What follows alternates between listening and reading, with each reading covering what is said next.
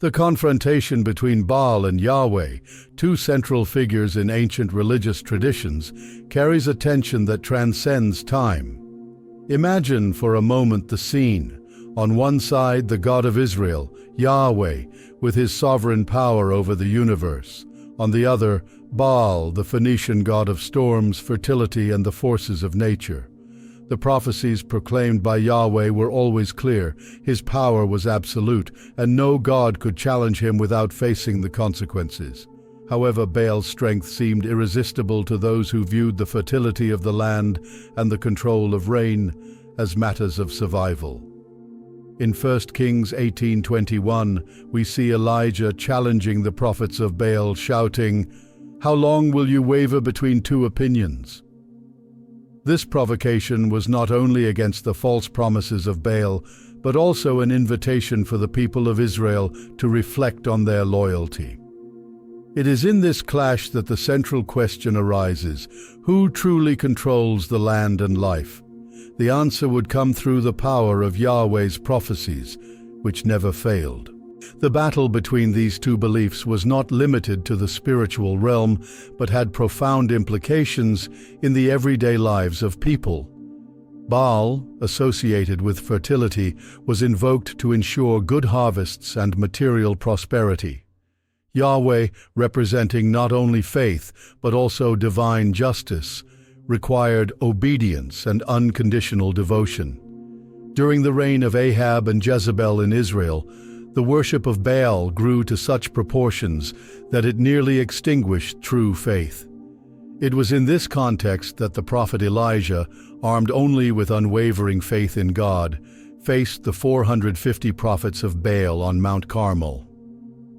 As we see in 1 Kings 18:37, Elijah prayed to Yahweh, asking for fire to come down from heaven to prove that he was the one true God. The fire came, consuming not only the sacrifice, but also the water that had been poured over it, demonstrating Yahweh's incomparable power. This historical event not only challenged the religious beliefs of the time, but also became an eternal symbol of how God's truth always prevails over any falsehood. But what does this mean for us today? The conflict between Baal and Yahweh reflects the daily choices we all face in regard to faith and temptation. Yahweh's prophecies still resonate today, reminding us that He is the true source of provision and blessing.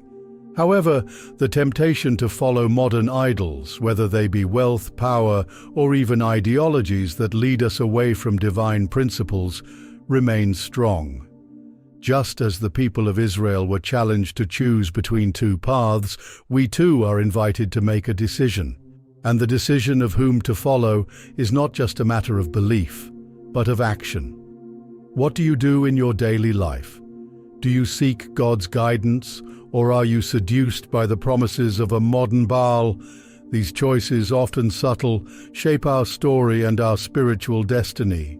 Imagine the emotional turmoil the people of Israel experienced when facing the confrontation between faith in Yahweh and the seductions of Baal. For many, the temptation to follow pagan cults seemed more attractive because they offered quick solutions to immediate needs, such as the pursuit of fertility, wealth, and success. The worship of Baal was often associated with rituals of pleasure and indulgence, promising a life without difficulties or suffering. However, this choice came at a high price, often involving the denial of one's commitment to the true God. And here, in moments of fragility, the faith of many was shaken.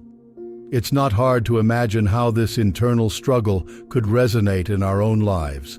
When difficulties arise and the horizon seems unclear, the temptation to seek easy and quick solutions, often far from divine guidance, becomes strong. Yahweh's words in Isaiah 55:8 remind us that, "My thoughts are not your thoughts," emphasizing the need to trust in a greater plan, one that often doesn't align with the immediate solutions the world offers. In the days of Elijah, the situation was even more complex, as the people were divided, with many already following pagan gods. doubt was constant. How could they continue believing in Yahweh when prosperity seemed to favor those who followed Baal? In 1 Kings 18:20, King Ahab called the entire nation to the confrontation, but there was already a sense of loss. The emotions were shaken, trust was fragile, and the challenge was no longer just against Baal, but against the very emotions that make us doubt true faith. Imagine the weight of this. The Israelites were emotionally exhausted, divided between a faith that seemed ineffective and a worship that promised quick results. This emotional struggle is familiar to many of us, isn't it? How many times in our lives have we faced moments of crisis where the temptation to resort to material shortcuts seemed more comfortable than trusting in God and waiting for His response? This emotional conflict between faith in Yahweh and the temptation to follow Baal is also reflected in the way we deal with the difficulties of everyday life. In times of loss, financial crisis, or insecurity, the human mind is often led to seek answers everywhere except in true faith. Many of us have felt that pressure to look for other sources that promise instant relief. But true trust in God requires patience, trust, and above all, faith. In James 1:3 we read that the testing of your faith produces patience. This verse reminds us that true faith is refined in the fire of difficulties and is not replaced by easy solutions. This leads us to question: are we truly placing our trust in God, or are we allowing modern temptations, which may seem like Baal, to lead us away from the path of true faith? And most importantly, are we willing to face the emotional confrontation needed to stand firm in our beliefs? Today, modern idolatries continue to present themselves in subtle but powerful ways, much like the idols of the past. Baal, the god of fertility and storms, didn't cease to exist just because times have changed. He transformed, taking on more disguised and appealing forms. Today, we can talk about idols such as money, fame, the relentless pursuit of power, and even the technologies that consume our attention and energy. These modern gods promise us instant happiness and success, but they don't deliver true peace or satisfaction.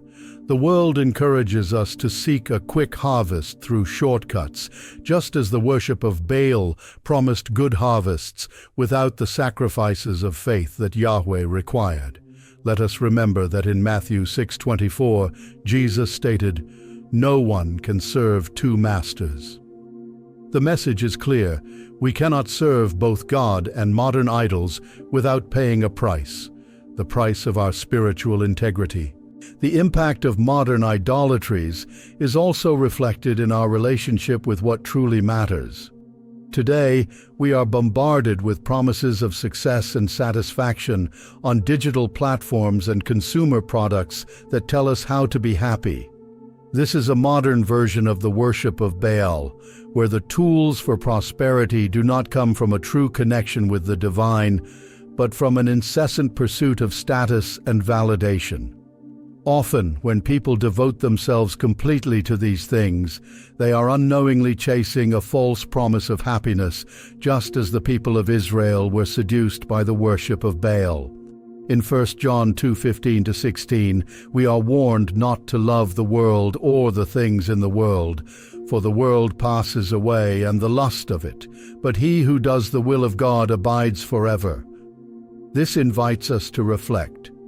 Are we serving something that, in the end, doesn't bring true life? The challenges of faith today are not so different from those faced by the people of Israel in ancient times. The difference is that in the past, decisions were more visible.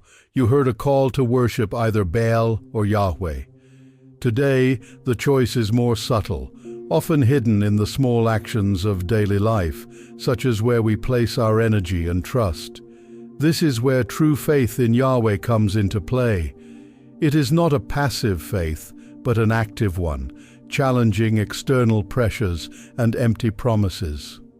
In a world where modern idols are everywhere, we must constantly ask ourselves, who am I truly serving? For as we see in Ephesians 6:12, we do not wrestle against flesh and blood, but against principalities, against powers, against the rulers of the darkness of this age. The battle for our soul has never been so real and urgent as it is now. Now that you've learned about the true battle between Baal and Yahweh, it's time to reflect. What will you do with this knowledge? Are you ready to challenge the modern idolatries that might be shaping your life and your choices? In a world where quick promises and easy solutions seem so appealing, are you willing to invest your faith in something greater, something that can truly transform your life in a lasting way? Don't be deceived by the shortcuts the world offers. True peace and prosperity come from a solid commitment to faith in God. And remember, this journey isn't easy, but it's the most rewarding. If you want to continue exploring these profound issues and applying these teachings in your life, subscribe to the channel and turn on notifications so you don't miss the next transformative content. Are you ready to take the next step? Let's walk this journey of faith together.